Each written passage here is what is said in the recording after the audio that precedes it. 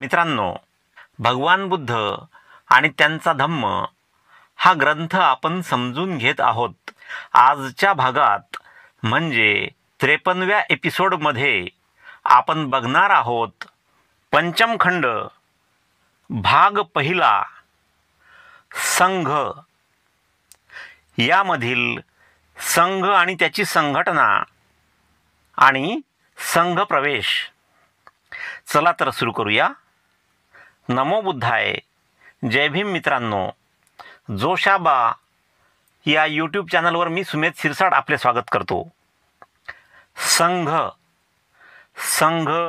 आणि त्याची संघटना. भगवंतांच्या अनुयायांची 2 वर्गात विभागणी होत असे. भगवान बुद्धांच्या अनुयायांची 2 वर्गात विभागणी होत असे. अनुयायी म्हणजे एखाद्या व्यक्तीचे, विचारसरणीचे, एखाद्या धर्माचे, नेत्याचे किंवा गटाचे समर्थन करणारी, त्यांचे विचार मानणारी किंवा त्यांच्याशी, त्यांच्या विचारांशी एकनिष्ठ असणारी व्यक्ती म्हणजे अनुयायी. या अनुयायीला इंग्रजीमध्ये फॉलोअर्स असे म्हणतात.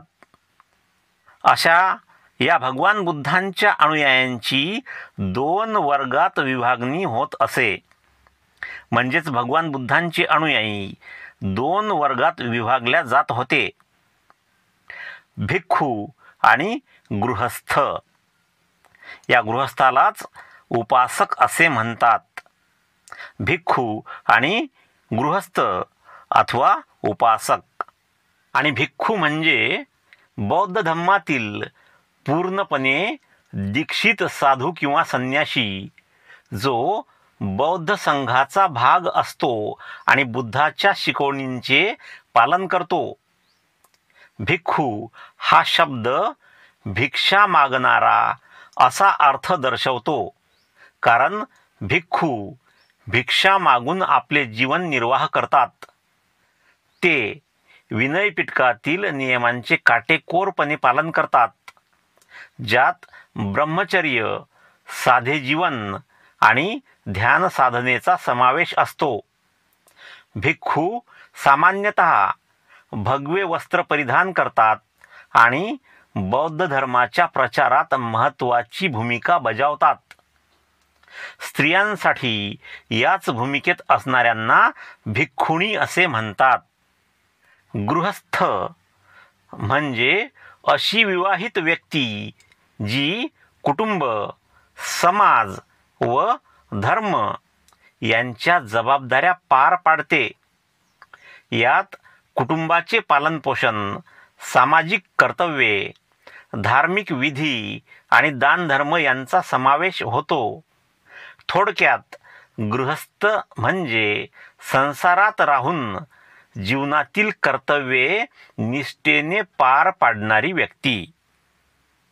आणि उपासक म्हणजे अशी व्यक्ती जी बुद्ध, धम्म म्हणजेच बुद्धांची शिकवण आणि संघ यांच्यावर श्रद्धा ठेवून त्यांचे अनुसरण करते, परंतु भिक्खू किंवा भिक्खुणीप्रमाणे पूर्णपणे संन्यासी जीवन स्वीकारत नाही. उपासक हा गृहस्थ जीवन जगतो, संसारात राहून बौद्ध धम्माच्या तत्वांचे पालन करतो, जसे की पंचशील पाळणे, दान देणे, ध्यान करणे आणि बौद्ध संघाला आधार देणे. स्त्रियांसाठी याच भूमिकेत असणाऱ्यांना उपासिका असे म्हणतात. संघ ही भिक्खूंची संघटना. बुद्ध, धम्म आणि संघ यामधील संघ या शब्दाचा अर्थ म्हणजे भिक्खूंची संघटना.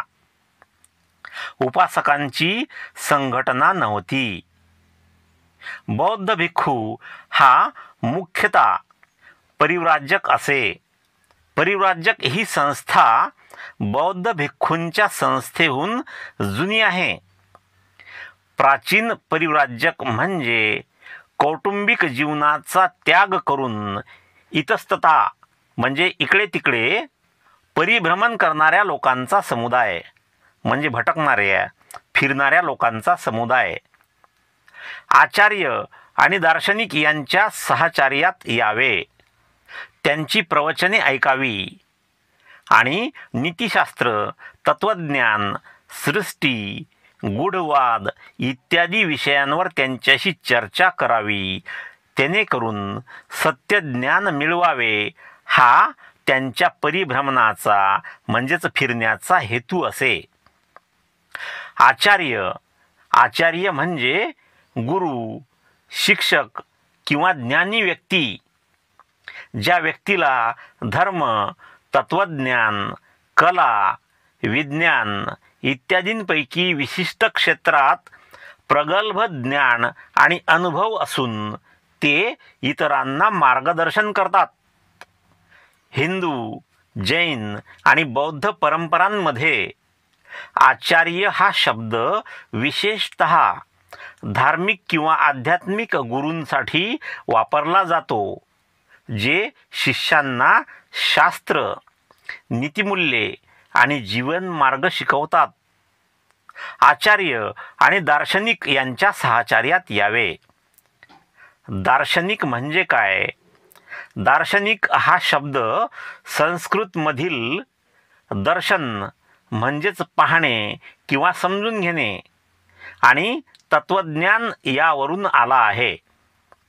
दार्शनिक म्हणजे अशी व्यक्ती जी जीवन, विश्व, सत्य, नैतिकता, ज्ञान आणि अस्तित्व यांसारख्या मूलभूत प्रश्नांचा सखोल विचार करते आणि त्यांचे विश्लेषण करून तत्वज्ञान विकसित करते. दार्शनिक हा तत्वज्ञानाचा अभ्यासक असतो, जो बुद्धी, तर्क आणि अनुभवाच्या आधारे सत्याचा शोध घेतो. अशा आचार्य आणि दार्शनिक यांच्या सहचार्यात राहावे.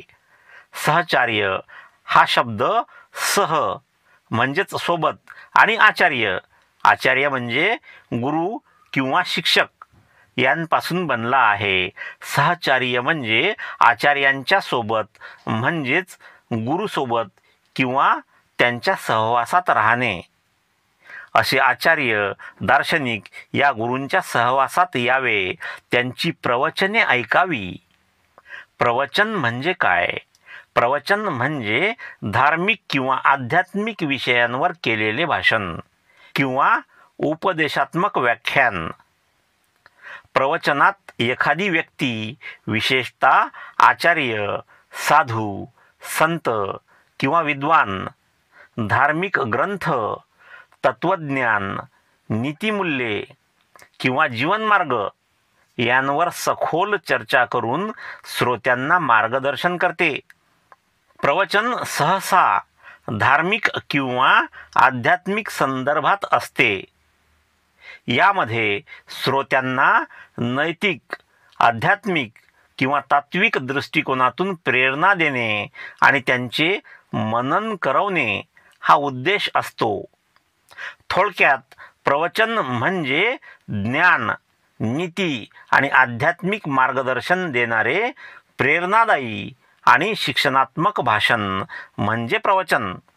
अशी त्यांची प्रवचने ऐकावी आणि नीतिशास्त्र, तत्वज्ञान, सृष्टी, गूढवाद इत्यादी विषयांवर चर्चा करावी. नीतिशास्त्र म्हणजे काय? नीतिशास्त्राला इंग्रजीमध्ये एथिक्स असे म्हणतात.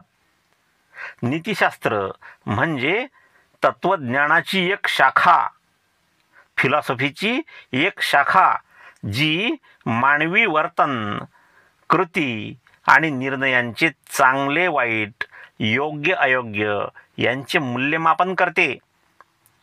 हे नैतिक मूल्ये, तत्वे आणि नियमांचा अभ्यास करते, जे व्यक्ती आणि समाजाच्या वागणुकीला मार्गदर्शन करतात.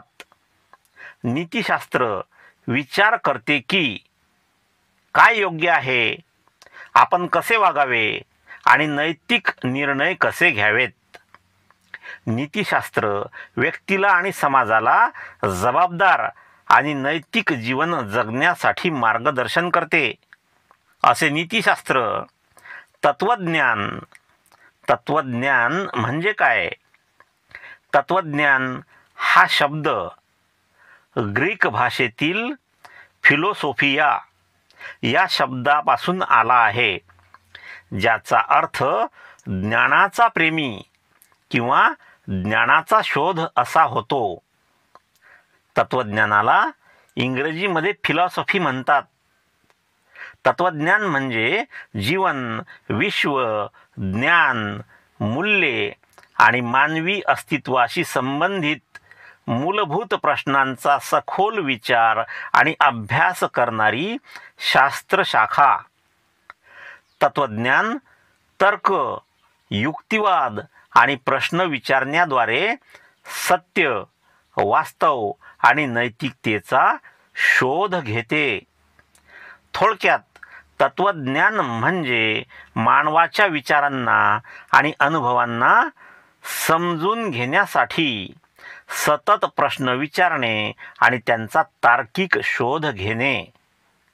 असे नीतिशास्त्र, तत्वज्ञान, सृष्टी.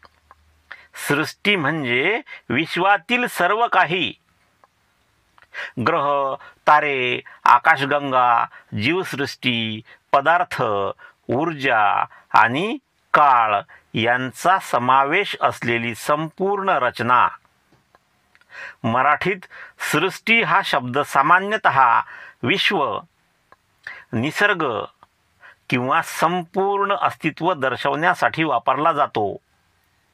तत्वज्ञान, विज्ञान आणि धर्म यांच्या दृष्टिकोनातून सृष्टी या शब्दाचा अर्थ वेगवेगळा असू शकतो. सृष्टी. गूढवाद. गूढवाद म्हणजे काय? गूढ म्हणजे असे काही जे समजणे, स्पष्ट करणे किंवा पूर्णपणे उलगडणे कठीण, गहन किंवा रहस्यमय आहे. मराठीत गूढ हा शब्द एखाद्या गोष्टीच्या गहन, लपलेल्या किंवा अस्पष्ट स्वरूपाचे वर्णन करतो, ज्याचा अर्थ सहजपणे कळत नाही आणि ज्यामुळे कुतूहल, आश्चर्य किंवा प्रश्न निर्माण होतात. गूढवाद म्हणजे मानवी चेतनेला ईश्वर, विश्व किंवा परम सत्याशी थेट, आंतरिक आणि गहन अनुभवाद्वारे जोडण्याचा प्रयत्न किंवा विश्वास. हा तत्वज्ञान, धर्म आणि अध्यात्म यांच्याशी संबंधित एक दृष्टिकोन आहे, ज्यामध्ये व्यक्ती बुद्धी, तर्क किंवा इंद्रियांच्या पलीकडे जाऊन परमवास्तवाशी एकरूप होण्याचा अनुभव घेते. गूढवादात ध्यान, प्रार्थना, अंतर्मुखता किंवा इतर आध्यात्मिक साधनांचा वापर केला जातो. असा गूढवाद इत्यादी विषयांवर त्यांच्याशी म्हणजेच आचार्यांशी, गुरूंशी चर्चा करावी, जेणेकरून सत्यज्ञान, खरे ज्ञान मिळवावे हा त्यांच्या परिभ्रमणाचा हेतू असे. म्हणजेच परिव्राजकांच्या परिभ्रमणाचा, त्यांच्या फिरण्याचा हेतू असे. काही प्राचीन परिव्राजक दुसरा गुरु मिळेपर्यंत एका गुरुपाशी राहत, तर काही कोणालाही गुरु न मानता एकटेच राहत असत. प्राचीन काळातील काही परिव्राजक म्हणजे काही संन्यासी हे दुसरा गुरु मिळेपर्यंत पहिल्या गुरुजवळ राहत. म्हणजेच दुसरा गुरु मिळाला की पहिल्या गुरुला सोडून ते दुसऱ्या गुरुसोबत राहायचे. तर काही परिव्राजक कोणालाही गुरु न मानता एकटेच राहत असत. ह्या प्राचीन परिव्राजकांच्या वर्गात स्त्री परिव्राजकही असत. म्हणजेच प्राचीन काळी पुरुषांप्रमाणे स्त्रियासुद्धा परिव्राजक असत, म्हणजेच स्त्रियासुद्धा संन्यासी असत. त्या कधी पुरुष परिव्राजकाबरोबर राहत तर कधी स्वतंत्रपणे राहत. ह्या स्त्री परिव्राजक म्हणजेच संन्यासी स्त्रिया कधीकधी एखाद्या पुरुष परिव्राजकाबरोबर म्हणजेच पुरुष संन्याशांबरोबर राहत किंवा कधी स्वतंत्रपणे म्हणजे वेगळ्या सुद्धा राहत. ह्या प्राचीन परिव्राजकांचा संघ नसे. हे जे प्राचीन काळातील परिव्राजक होते, हे जे संन्यासी होते, यांचा संघ नसे. संघ म्हणजे व्यक्ती किंवा घटकांचा समूह जो सामायिक ध्येय, मूल्ये किंवा कार्यासाठी एकत्र येतो. त्याचे स्वरूप सामाजिक, धार्मिक, राजकीय किंवा सांस्कृतिक असू शकते आणि तो सहकार्य, एकता आणि सामूहिक शक्तीचे प्रतीक आहे. असा संघ प्राचीन परिव्राजकांचा नसे. वर्तनाचे नियम नसत. वर्तनाचे म्हणजेच वागणुकीचे कोणतेही नियम नसत. प्रत्येक संन्यासी, प्रत्येक परिव्राजक हा वेगळ्या नियमाने वागत असे. ज्या ध्येयासाठी झटायचे असे ध्येयही त्यांच्या समोर नसायचे. काही उद्दिष्ट त्यांच्या समोर नसायचे. भगवान बुद्धांनीच प्रथम आपल्या अनुयायांचा एक संघ आणि भ्रातृभावाने एकत्र आलेला समुदाय बनविला. भगवान बुद्धांनी सर्वप्रथम आपल्या अनुयायांचा म्हणजेच आपल्या शिष्यांचा एक संघ अथवा भ्रातृभावाने एकत्र आलेला समुदाय. भ्रातृभाव म्हणजे काय? भ्रातृभाव ह्याला इंग्रजीमध्ये ब्रदरहूड असे म्हणतात. भ्रातृभाव म्हणजे बंधुता, बंधुभाव किंवा व्यक्तींमध्ये असलेली परस्पर प्रेम, विश्वास, सहकार्य आणि एकतेची भावना म्हणजे भ्रातृभाव. हा शब्द सामान्यतः सामाजिक, सांस्कृतिक, धार्मिक किंवा तात्विक संदर्भात वापरला जातो, जिथे व्यक्ती एकमेकांना भाऊ बहीण म्हणून पाहतात आणि परस्पर आदर, समानता आणि सहानुभूतीने वागतात. असा भगवान बुद्धांनी आपल्या अनुयायांचा एक संघ अथवा भ्रातृभावाने म्हणजेच बंधुभावाने एकत्र आलेला समुदाय बनविला आणि त्यांच्या वर्तणुकीचे नियम, वागणुकीचे नियम आणि ज्या ध्येयासाठी, ज्या उद्दिष्टासाठी साधना करून ते प्राप्त करून घ्यायचे आहे ते त्यांच्यापुढे ठेवले. म्हणजेच भगवान बुद्धांनी आपल्या अनुयायांसमोर ध्येय, उद्दिष्ट ठेवलं. पुढे बघूया संघ प्रवेश. भगवान बुद्धांनी स्थापन केलेल्या संघामध्ये प्रवेश कसा मिळत असे? संघात कोणालाही प्रवेश मिळे. कोणालाही संघामध्ये प्रवेश मिळे. त्याला जातीचे बंधन नसे. कोणत्याही जातीची व्यक्ती या संघामध्ये प्रवेश करू शकत असे. त्यात म्हणजेच संघात पुरुषाप्रमाणे स्त्रियांनाही बंदी नव्हती. जशी संघात प्रवेशासाठी पुरुषांना बंदी नव्हती, तशीच स्त्रियांना सुद्धा बंदी नव्हती. म्हणजेच संघात स्त्रियांना सुद्धा प्रवेश मिळत होता. संघ प्रवेशाला सामाजिक प्रतिष्ठेची आवश्यकता नसे. म्हणजे संघ प्रवेशाला सामाजिक प्रतिष्ठेची आवश्यकता नसे. म्हणजे व्यक्तीची समाजामध्ये प्रतिष्ठा असो किंवा नसो, त्या व्यक्तीला संघामध्ये प्रवेश मिळत असे. संघात जातीला स्थान नव्हते. जातीपातीला कुठलेही स्थान या संघामध्ये नव्हते. संघात सामाजिक प्रतिष्ठेप्रमाणे उच्च नीच असा भेद पाळला जात नसे.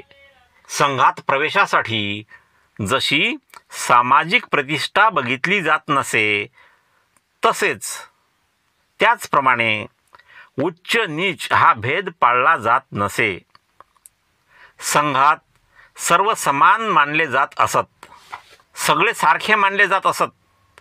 सर्वांची व्हॅल्यू सारखी मानली जात असे. संघामध्ये माणसांचे महत्त्व त्यांच्या अंगच्या गुणावर ठरविले जात असे, कुळावर नसे. एखादा संघामधील एखादा व्यक्ती किंवा एखादा भिक्खू उच्च कुळातील असेल तर त्याला उच्च स्थान मिळत नसे, तर त्याच्या अंगच्या गुणावर त्याचे महत्त्व ठरविले जात असे. भगवंत म्हणत असत, भगवान बुद्ध म्हणत असत, संघ हा एका महासागरासारखा असून भिक्खू म्हणजे महासागराला येऊन मिळणाऱ्या नद्या होत. नद्यांना स्वतंत्र नावे व अस्तित्वे असतात, परंतु नदी एकदा महासागराला मिळाली म्हणजे तिचे नाव आणि अस्तित्व लोप पावते. नद्यांना जशी वेगवेगळी नावे असतात, त्यांचे वेगळे अस्तित्व असते, तसेच भिक्खूंचे सुद्धा वेगवेगळे नाव असतील, त्यांचे वेगळे अस्तित्व असेल.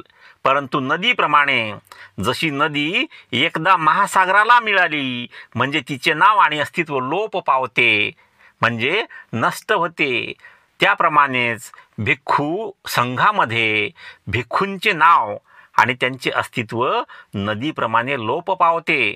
जसे महासागरामध्ये नदीचे अस्तित्व आणि नाव लोप पावते, ती इतरांबरोबर मिळून एकरूप होते.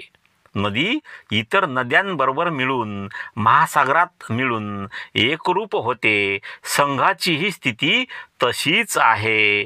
भिक्खूने एकदा संघात प्रवेश केला की तो समुद्राच्या पाण्याप्रमाणे एकरूप होऊन जातो. त्याची जात, त्याची सामाजिक प्रतिष्ठा व कुळ ही लोप पावतात असे भगवंत म्हणत. संघात जो एक भेद मानला जात असे तो लिंगविषयक. भिक्खू संघामध्ये फक्त एकच भेद मानला जात असे आणि तो म्हणजे लिंगविषयक. भिक्खू संघ आणि भिक्खुणी संघ ह्या दोन वेगळ्या संस्था असत. संघातील घटकांचे श्रामणेर आणि भिक्खू असे दोन वर्ग पाडले जात. भिक्खू संघातील घटकांचे श्रामणेर आणि भिक्खू असे दोन वर्ग पाडले जात. 20 वर्षाखालील प्रत्येक मनुष्य श्रामणेर मानला जाई. त्रिशरण आणि दशशिला ग्रहण केलेला प्रत्येक मुलगा श्रामणेर बने. त्रिशरण म्हणजे मी बुद्धाला शरण आहे, मी धम्माला शरण आहे आणि मी संघाला शरण आहे. दशशिला म्हणजे मी हिंसा करणार नाही, म्हणजे मी जीवहत्या करणार नाही, मी चोरी करणार नाही, मी ब्रह्मचर्य पाळीन. ब्रह्मचर्य म्हणजे आत्मसंयम, शुद्धता, आध्यात्मिक साधनेद्वारे परमसत्याच्या दिशेने जाण्याची जीवनशैली. यात लैंगिक संयम, मन, इंद्रियांचे नियंत्रण आणि नैतिक आचरण यांचा समावेश आहे, जे व्यक्तीला आध्यात्मिक आणि वैयक्तिक विकासासाठी मार्गदर्शन करते. असे ब्रह्मचर्य मी पाळीन. मी असत्य बोलणार नाही, मी मद्यपान करणार नाही, मी अवेळी अन्न सेवन करणार नाही, म्हणजे भलत्याच वेळी मी जेवण करणार नाही, मी असभ्य आणि अनैतिक कृत्य करणार नाही. असभ्य म्हणजे असंस्कृत, अशिष्ट किंवा सामाजिक रीतिरिवाज आणि नीतिमूल्यांशी सुसंगत नसलेले वर्तन, बोलणे किंवा कृती. हा शब्द एखाद्या व्यक्तीच्या वागणुकीत किंवा भाषेत शिष्टाचार, सौजन्य आणि सभ्यतेचा अभाव दर्शवतो. असे असभ्य आणि अनैतिक कृत्य.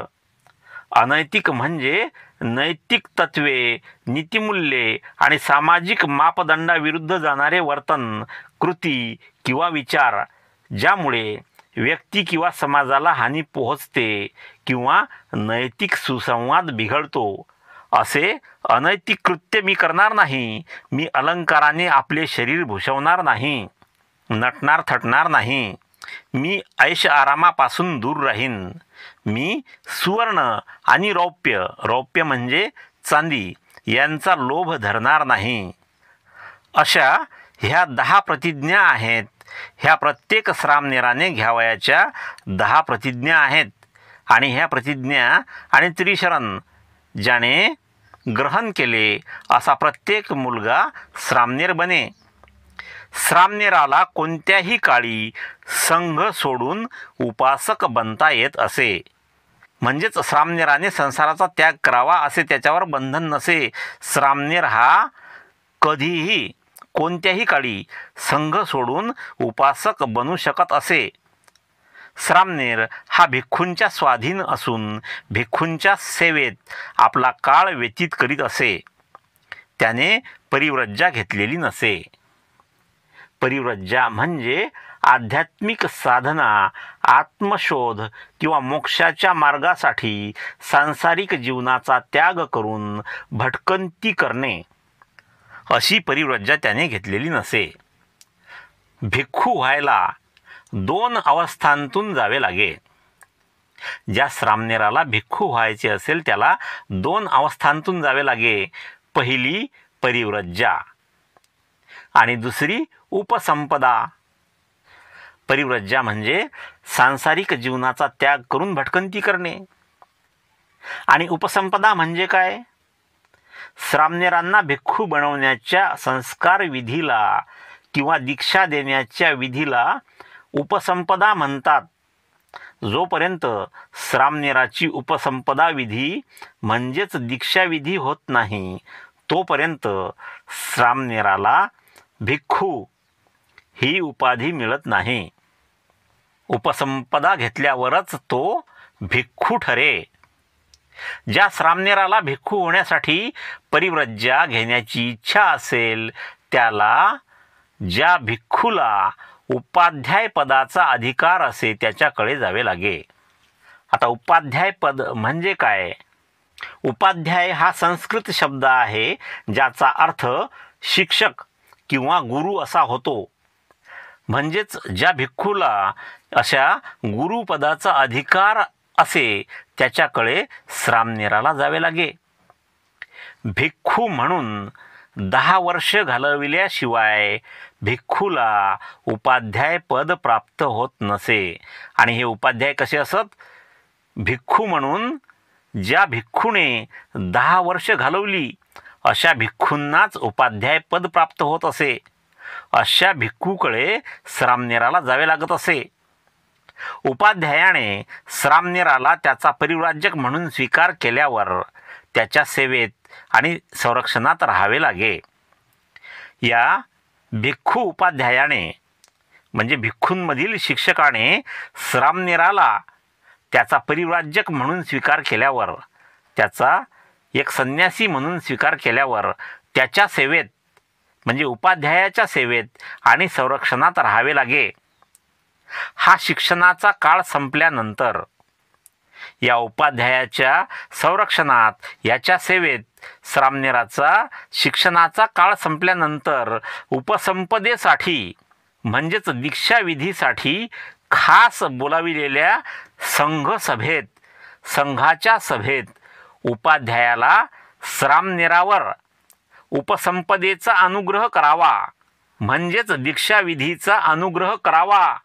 अनुग्रह म्हणजे काय? अनुग्रह म्हणजे ईश्वर, गुरु किंवा उच्च शक्तींकडून मिळणारी विशेष कृपा किंवा आशीर्वाद. थोडक्यात अनुग्रह म्हणजे कृपा, दया किंवा आशीर्वाद. म्हणजेच या श्रामनेरावर उपसंपदेचा अनुग्रह करावा, या श्रामनेरावर दीक्षाविधीचा अनुग्रह करावा, या श्रामनेरावर दीक्षाविधीची कृपा करावी, दीक्षाविधीसाठी त्याच्यावर दया दाखवावी, दीक्षाविधीचा आशीर्वाद त्याला द्यावा अशी संघाला विनंती करावी लागे. जो भिक्खू पदाचा प्रार्थी आहे म्हणजे प्रार्थना करणारा आहे, ज्याला भिक्खूपद पाहिजे आहे, ज्या श्रामनेराला भिक्खू व्हायचे आहे त्यासाठी जो प्रार्थना करीत आहे तो परिव्राजक त्या पदाला योग्य आहे की नाही, म्हणजेच भिक्खू पदाला तो योग्य आहे की नाही याची खात्री संघाला करून घ्यावी लागे. ही खात्री करून घेण्यासाठी परिव्राजकाला काही ठराविक प्रश्नांची उत्तरे द्यावी लागत, म्हणजे त्याची परीक्षा व्हायची. जेव्हा संघ उपसंपदेची अनुमती देईल, म्हणजेच त्याला दीक्षाविधीची अनुमती देईल, तेव्हाच परिव्राजकाला भिक्खू पद मिळे. म्हणजेच भिक्खू पदासाठी या परिव्राजकाला, सामनेराला एक प्रकारे कठीण परीक्षा द्यावी लागत असे. भिक्खुणी संघात म्हणजे स्त्रियांच्या भिक्खू संघात प्रवेशासंबंधीचे नियम भिक्खू संघ प्रवेशाच्या नियमासारखेच असत, म्हणजेच पुरुषांच्या संघासारखेच नियम स्त्रियांच्या भिक्खू संघात असायचे. मित्रांनो, तथागत भगवान गौतम बुद्ध आणि त्यांचा धम्म, तसेच राष्ट्रपिता महात्मा ज्योतिराव फुले, राजर्षी छत्रपती शाहू महाराज, विश्वरत्न बोधिसत्व डॉक्टर बाबासाहेब आंबेडकर आणि बहुजनांच्या सर्व महापुरुषांच्या विचारांचा प्रचार आणि प्रसार करण्याचे कार्य मी जोशाबा चॅनलच्या माध्यमातून हाती घेतलेले आहे. मित्रांनो, आपणास विनंती आहे की कृपया या व्हिडिओला लाईक करा, व्हिडिओ आपल्या मित्रांमध्ये शेअर करा. चॅनलवर नवीन असाल तर कृपया सबस्क्राईब करा. तसेच माझ्या या कार्यात तुम्ही मला मदतसुद्धा करू शकता. व्हिडिओखालील थँक्स बटनाचा उपयोग करून चॅनलला मदत करा किंवा या QR कोड किंवा मोबाईल नंबरच्या सहाय्याने सुद्धा आपण चॅनलला मदत करू शकता. धन्यवाद. जय भीम. भेटूया पुढील व्हिडिओमध्ये.